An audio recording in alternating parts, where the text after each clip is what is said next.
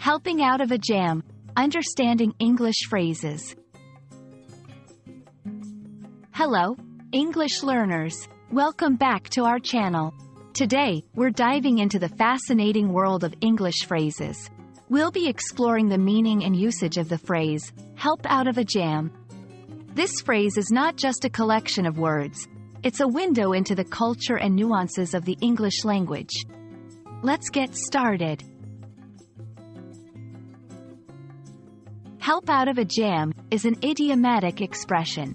An idiom is a phrase where the words together have a meaning that is different from the dictionary definitions of the individual words. In this case, help out of a jam means to assist someone who is in a difficult situation.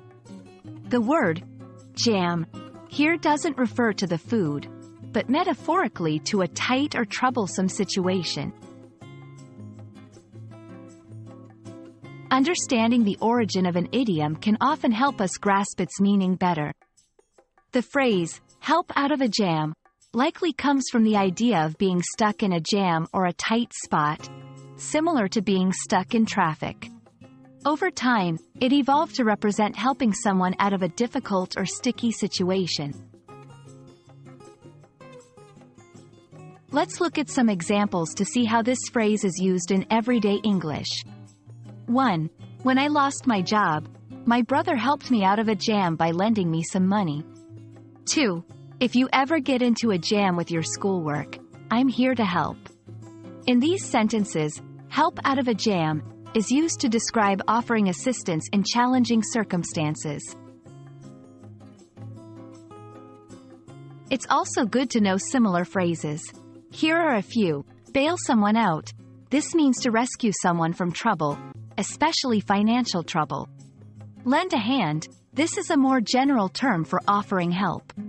Pull someone out of the fire.